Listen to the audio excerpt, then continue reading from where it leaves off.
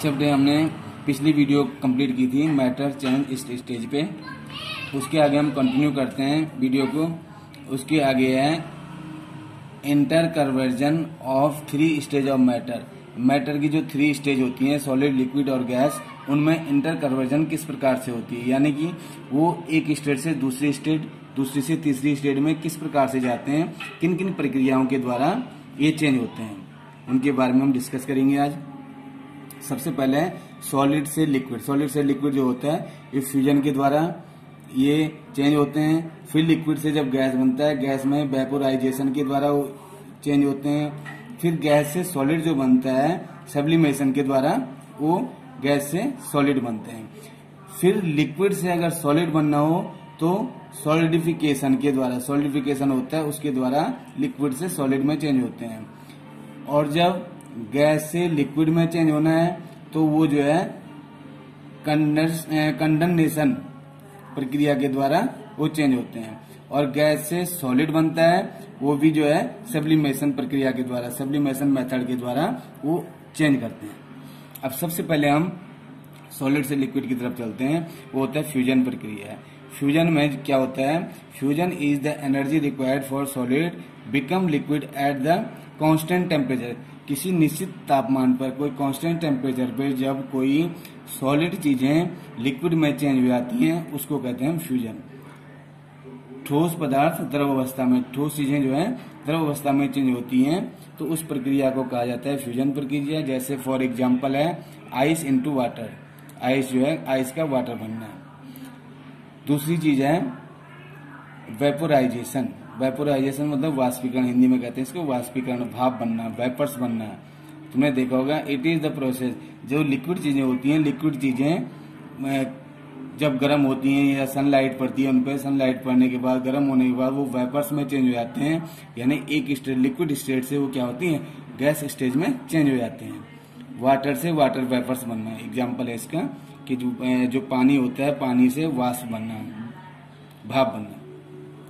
Number 3 stage है कि जब गैस से सॉलिड बनता है, वो होती है सब्लिमेशन के द्वारा। सब्लिमेशन हिंदी में कहते हैं इसको ऊर्ध्वपातन।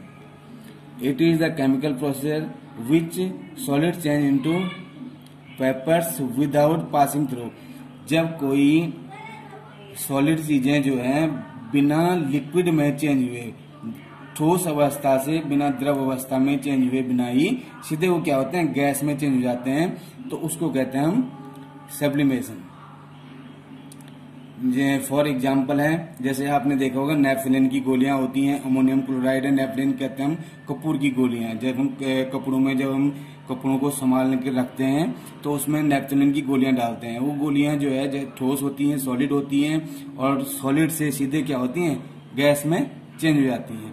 ऐसे जो है अमोनियम क्लोराइड जो है सॉलिड होता है, उसको सॉलिड को जब कहीं पे रखा जाता है तो धीरे धीरे वो गैस में परिवर्तित हो जाता है, यानी कि सॉलिड से द्रव अवस्था में नहीं आता है, लिक्विड में नहीं आता है, सीधे ही गैस में परिवर्तित चेंज हो जाते हैं।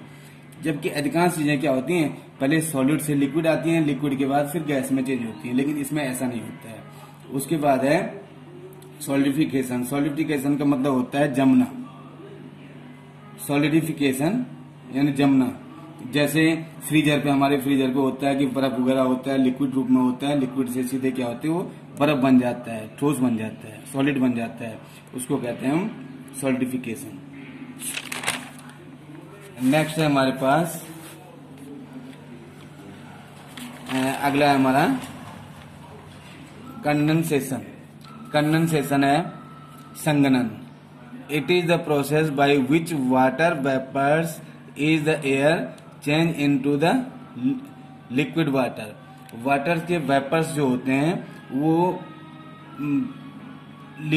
वेपर्स से लिक्विड स्टेज में आ जाते हैं, यानी कि जो गैसीय अवस्था होती है गैसीय अवस्था से द्रव अवस्था में चेंज हो जाते हैं। अब इसका वाटर वेपर्स और वाटर, इसका एग्जांपल आपने देखा होगा, जब हम कहीं पे क्या करते हैं किसी चीज को गर्म करते हैं, उबालते हैं, उबालने के बाद अगर उसको ऊपर से ढक दो, ढक्कन लगा दो, तो ढक्कन लगाने पे जो वाटर वेपर्स होते हैं वो ढक्कन के ऊपर छोटी छोटी बूंदों के रूप में हमें दिखाई देते हैं। तो वो क्या है वाटर वेपर्स हैं जो संघनन के द्वारा, यानी कि कंडेंसेशन के द्वारा जो है गर्म होने पर तरल अवस्था में आ गए हैं। पहले गैस थे, गैस से लिक्विड स्टेज में आ गए हैं।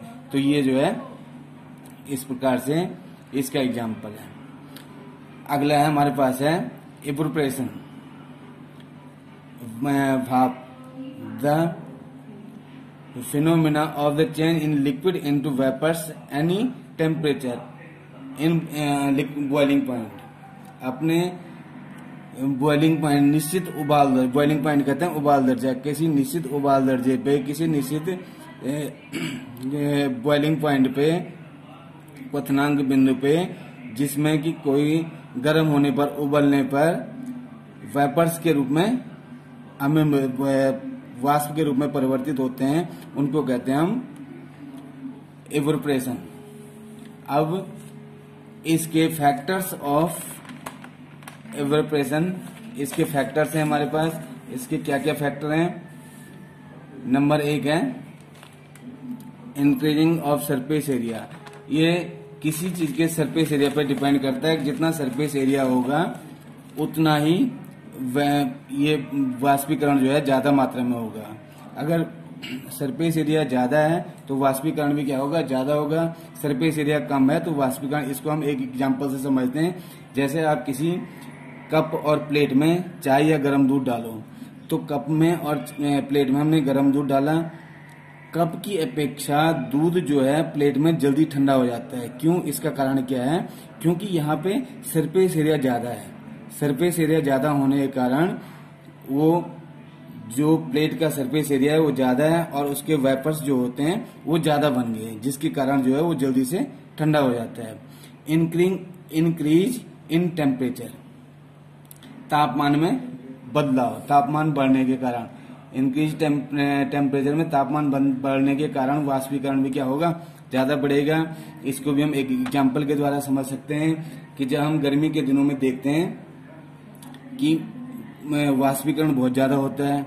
जैसे मान लो कि एक गिलास में पानी लेते हैं हम, उसको धूप में रख देते हैं और दूसरे गिलास में पानी लेते हैं, उसको कमरे में रखते हैं।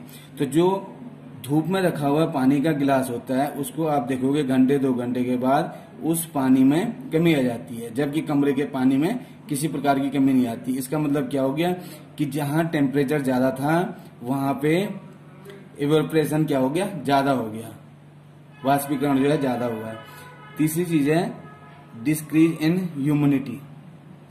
ह्यूमिडिटी कहते हैं हम नमी, आर्द्रता। नमी जितनी ज्यादा होगी, वायु में पहले से ही नमी होती है, नमी अधिक होगी तो वाष्पीकरण भी क्या होगा? वाष्पीकरण क्या होगा? कम होगा। क्योंकि जिस इन्वायरमेंट में ह्यूमिडिटी ज्यादा होती है वहां पे वाष्पीकरण, क्योंकि वहां पे पहले से ही वाष्प बन रहा, कौन? जो इन्वायरमेंट में जो पानी है, जो पानी की बूंद है, ह्यूमिडिटी है, वो पहले ही वाष्प बन रहा है, तो वहां पे वाष्पीकरण की दर जो है कम हो जाती है। चौथी चीज है इंक्रीज इन विंड स्पीड, हवा की दर, जिसको कहते हैं हम हवा का प्रभाव। हवा जो है जितनी ज्यादा मात्रा में, जितनी ज्यादा तेजी से हवा चलेगी उतनी ही जो है ये क्या होगी? इसमें वृद्धि होगी। इसको भी हम एक एग्जांपल के साथ समझ सकते हैं कि जैसे हम कपड़े सुखाने के लिए अपने कपड़े जैसे हम हवा में रखते हैं, तो जब हवा तेज होती है तो तुमने देखा होगा कि तेज हवा के कारण कपड़े जल्दी सूख जाते हैं, और जब हवा की स्पीड कम होती है तो वहां पे जो है कपड़े धीरे से सूखते, कम टाइम पे सूखते हैं, जल्दी नहीं सूखते हैं बल्कि टाइम लगाते हैं। उसके बाद है हमारा बॉइलिंग पॉइंट। बॉइलिंग पॉइंट कहते हैं हम क्वथनांक बिंदु। बॉइलिंग पॉइंट वह पॉइंट होता है the constant temperature at which liquid change into vapours stage in normal temperature. वह निश्चित तापमान जिस पर कोई पदार्थ लिक्विड स्टेज से यानी कि द्रव अवस्था से वाष्पीय अवस्था में परिवर्तित होता है, उस टेम्परेचर को कहते हैं उसका उबाल दर्जा या बॉइलिंग पॉइंट। अब बॉइलिंग पॉइंट सभी का इक्वल नहीं होता है, अलग अलग होता है। किसी का बॉइलिंग पॉइंट ज्यादा होता है, किसी का कम होता है। जैसे आपने देखा होगा कि कोई चीज जो है 100 डिग्री पे 100 डिग्री टेम्परेचर होगा तो वहां भी बॉइल होनी शुरू हो जाती है। जैसे कि फॉर एग्जांपल वाटर है, वाटर का बॉइलिंग पॉइंट 100 डिग्री है, किसी का जो है 100 से ज्यादा होता है।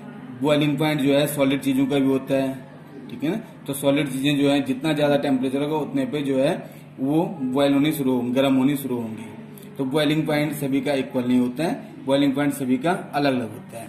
उसके बाद है मेल्टिंग पॉइंट, अगली चीज है मेल्टिंग पॉइंट। मेल्टिंग पॉइंट कहते हैं हम गलनांक बिंदु को, ऐसा टेम्परेचर जिस पर कोई पदार्थ solid become liquid heating under the normal temperature, गर्म करने पर जो है जो सॉलिड चीजें होती हैं वो लिक्विड स्टेज में आ जाती हैं, उसको कहते हैं गलनांक बिंदु। ये पॉइंट, ये चीजें भी जो मेल्टिंग पॉइंट होता है ये भी सभी चीजों का अलग अलग होता है, सबका इक्वल नहीं होता है। कोई जो है कम टेम्परेचर पे मेल्टिंग हो जाती है, कोई अधिक टेम्परेचर पे मेल्टिंग होती है। उसके बाद है फ्रीजिंग पॉइंट।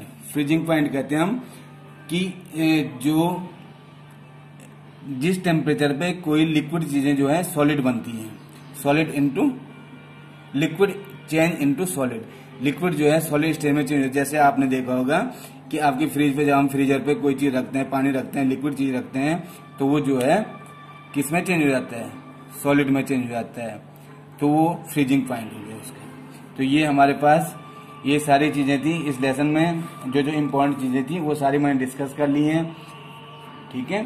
अब आपने देखा होगा कई बार क्या होता है कि